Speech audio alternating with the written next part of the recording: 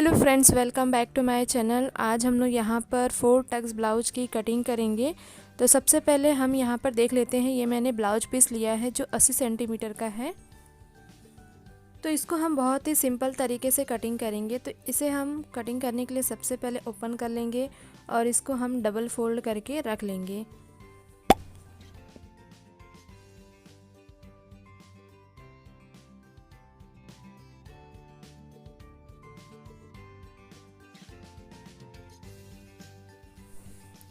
इस तरह से हमने डबल फोल्ड कर लिया है। अब यहाँ पे हम सबसे पहले लंबाई का निशान लगाएंगे। लंबाई है 13 इंच, 2 इंच एक्स्ट्रा लेंगे तो 15 इंच पे इस तरह से निशान लगा लेंगे और इस तरह से 15 इंच पे और भी आगे तरफ निशान लगा लेंगे। अब मैं यहाँ से एक स्ट्रेट लाइन खींच देती हूँ दोनों पॉइंटों को मिलाते हुए। इस तरह से हमने निशान लगा ली हूँ। अब ये दोनों को इस तरह से पकड़ेंगे और ऐसे हम टर्न कर लेंगे। तो आप देखोगे ये 4 फोल्ड करके हो गया है। ये आगे और नीचे वाला पीछे का हम इस तरह से फोल्ड कर लिए हैं। अब इसमें हम निशान लगाएंगे। तो सबसे पहले पीछे की लंबाई का निशान लगा लेते हैं। 13 इंच लंबाई है, 1 इंच हम एक्स्ट्रा लेंगे, 14 इंच पे इस तरह से निशान लगा देंगे और उसके बाद एक स्ट्रेट लाइन खींच लेते हैं ऐसे।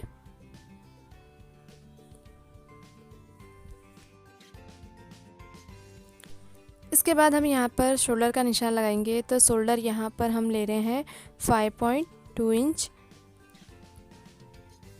और यहाँ से आर्म होल्ड हम निशान लगाएंगे 6 इंच पर और इसको एक स्ट्रेट लाइन इस तरह से खींच लेंगे। अब इसके बाद हम यहाँ पर सीने का निशान लगाएंगे। तो सीने का हमें चौथा भाग निशान लगाना है। सीना है 36 इंच का, उसका हम चौथा भाग लेंगे। तो यहाँ से हमने 9 इंच पर निशान लगा ली हूँ और उसके बाद यहाँ से आप 1.5 से 2 इंच पर निशान लगा सकते हैं। अब इसके बाद हम यहाँ पर कमर का निशान लगाएंगे। उसके बाद कमर जो है 8.5 इंच पे हमने निशान लगाया है और 1.5 इंच फिटिंग की सिलाई लिए और ये जो थोड़ा सा बचा हुआ है उसको हम पूरा ले लेंगे। अब ये दोनों पॉइंट को इस तरह से मिला लेंगे और ये दोनों पॉइंट को भी। तो इस तरह से सीने का निशान लग गया है और इस तरह से एक स्ट्रेट लाइन खींच लेंगे हम। तो इस तरह से हमने इसको निशान लगा लिए हैं। अब यहाँ पर हम गोलाई शेप देंगे आर्म होल्ड पर। तो यहाँ से आधा इंच लेना है, अच्छे से एक गोलाई शेप देंगे। आधा इंच हम और ले लेंगे और इसमें भी हम एक गोलाई शेप अच्छे से दे देंगे। ये बैक पार्ट के लिए है। तो यहाँ से देखिए इस तरह से गोलाई शेप आपको दे देना है अच्छे से। तो इस तरह से हमने ये गोलाई शेप दे दिया है। अब यहाँ से हम गले का निशान लगाएंगे। यहाँ से हमने गले का चौड़ाई लिया है 2.5 इंच और इसकी लंबाई ली हूँ मैं 6.5 इंच। नीचे से भी हम चौड़ाई लेंगे 2.5 इंच का और दोनों पॉइंट को इस तरह से मिला करके एक गोलाई शेप दे देंगे इस तरह से। तो ये हमने गोलाई शेप दे दिया है, इस तरह से दिया है। बहुत अच्छे से आपको गोलाई शेप देना है। इसके बाद हम यहाँ पर योग पट्टी का निशान लगाएंगे। तो यहाँ से आपको 3.5 और यहाँ से आपको 2.5 इंच का निशान लगा लेना है और दोनों पॉइंट को इस तरह से हम मिला लेंगे। ऊपर से हम इस तरह से गोलाई शेप देते हुए मिलाएंगे। तो ये देखिए इस तरह से गोलाई शेप देंगे तो बहुत ही अच्छे से फिटिंग आएगी। तो इस तरह से हमें करना है और इसको हाफ करके यहाँ पर इस तरह से निशान लगा लेंगे। और उसके बाद यहाँ से हमने 3 इंच पे निशान लगाया है और यहाँ से हम 1.5 इंच की दूरी पर इस तरह से निशान लगाकर एक स्ट्रेट लाइन खींच लेंगे। उसके बाद यहाँ से भी हम 1.5 इंच पर निशान लगाएंगे और इस तरह से थोड़ा सा तिरछा लेते हुए हम निशान लगाएंगे। उसके बाद ऊपर की तरफ यानी कि आर्म होल्ड की तरफ हम 2 इंच का निशान इस तरह से लगा करके आर्म होल्ड में इस तरह से मिला लेंगे। तो आप देखोगे इस तरह से हमने 4 टक्स ब्लाउज का निशान लगा लिए हैं। अब हम इसकी कटिंग कर लेते हैं। सबसे पहले हम नीचे से कटिंग करेंगे। नीचे के पार्ट के हम इस तरह से कटिंग करेंगे और उसके बाद ये दोनों को हम यानी कि फ्रंट और बैक पार्ट दोनों को एक साथ हम इस तरह से कटिंग करेंगे और आर्म होल्ड पर हम अच्छे से गोलाई शेप देते हुए कटिंग करेंगे। गोलाई शेप देते हुए अगर आपको लगता है कि गोलाई शेप अच्छे से नहीं है तो उसको अच्छे से शेप दे दीजिए। और उसके बाद ये दोनों पार्ट को हम अलग कर लेंगे, फ्रंट और बैक पार्ट को। और यहाँ से मैं गले का कट का निशान इस तरह से लगा लेती हूँ। और ये देखिए मैंने सिर्फ एक पार्ट पकड़ा हुआ है फ्रंट का और यहाँ से इस तरह से गोलाई शेप देते हुए कटिंग कर ली हूँ। तो इस तरह से ये कटिंग हो गया है। अब यहाँ से हम आगे के पार्ट की कटिंग करेंगे। तो यहाँ से इस तरह से हमने ये फ्रंट पार्ट की गोलाई शेप दे दिए है, अच्छे से देना है आपको। उसके बाद इसको भी हम कटिंग कर लेंगे योक पट्टी को। तो आप देखोगे इस तरह से मैंने यहाँ पर कटिंग की हूँ और यहाँ से आपको दोनों को एक साथ अलग कर लेना है ऐसे करके। इसी तरह से हम योक पट्टी को भी अलग कर लेंगे और इसको मैं रख देती हूँ। और साथ में अब पीछे के पार्ट के गले की कटिंग कर लेंगे। तो यहाँ से हमने चौड़ाई का निशान लगाए थे, अब यहाँ से हम लंबाई का निशान लगा लेंगे। जितना भी आपको यहाँ से लंबाई का निशान लगाना है उतना आप लगा सकते हो। तो यहाँ से मैंने 8 इंच की लंबाई का निशान लगा ली हूँ और यहाँ से चौड़ाई मैंने 3 इंच लिया है और दोनों को इस तरह से मिला करके इस एक गोलाई शेप दे देंगे। उसके बाद हम यहाँ से इस तरह से गोलाई शेप देने के बाद यहाँ से हम टक्स का निशान लगाएंगे। तो 4 इंच पे इस तरह से निशान लगा करके और यहाँ से आधा इंच और दूसरे साइड से हम आधा इंच का निशान लगाएंगे। तो इस तरह से हमने 1 इंच का निशान लगा लिए हैं। उसके बाद हम यहाँ से लंबाई का निशान लगाएंगे। तो लंबाई का हम यहाँ से 4 से 5 इंच का निशान लगा लेंगे।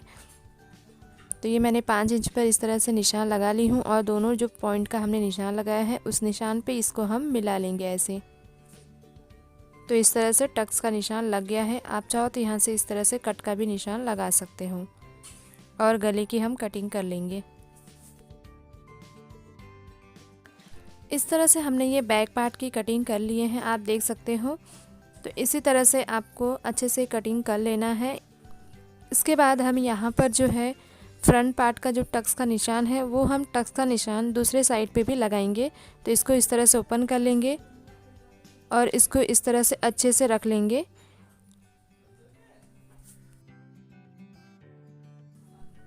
इसके बाद हम हाथों से इस तरह से थपथपाएंगे जिससे उसका निशान उस पे आ जाएगा और उसके बाद हम यहाँ पर चॉक से डार्क कर लेंगे इस तरह से।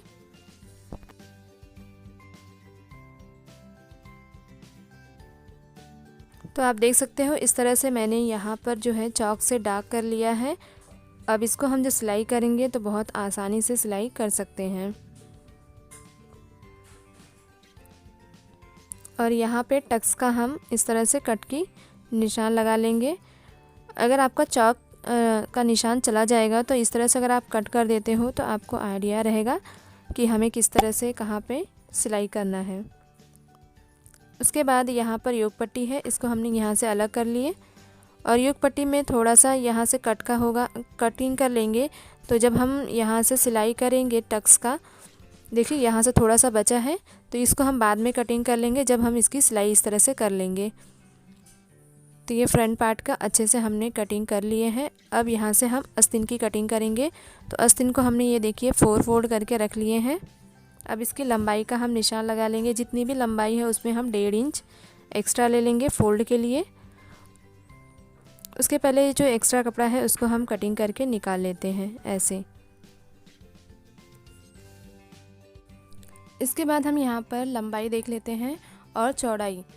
तो सबसे पहले मैं यहाँ से चौड़ाई पे निशान लगा लूँगी।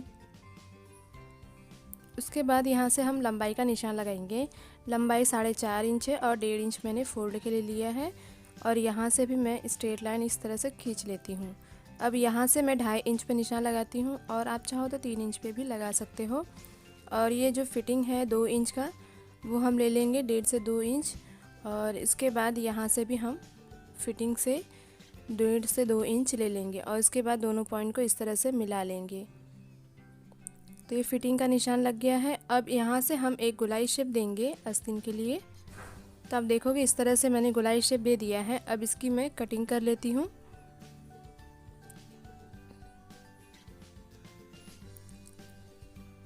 इस तरह से आस्तीन की कटिंग हो गई है। अब ये देखिए दोनों जॉइंट है तो मैं यहाँ से सेंटर से इस तरह से अलग कर लेती हूँ। तो इस तरह से दोनों आस्तीन कट के रेडी हो गया है।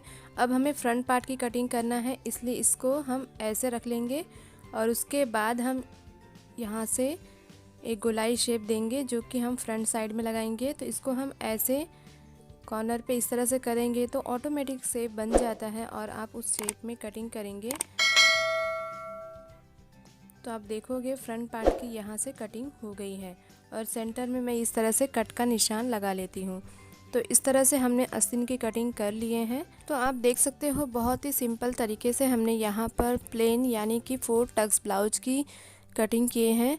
अगर आपको वीडियो पसंद आए तो प्लीज़ एक लाइक ज़रूर करें और सब्सक्राइब करें हमारे चैनल को, जिससे आपको लेटेस्ट अपडेट मिलती रहेंगी। वीडियो देखने के लिए धन्यवाद।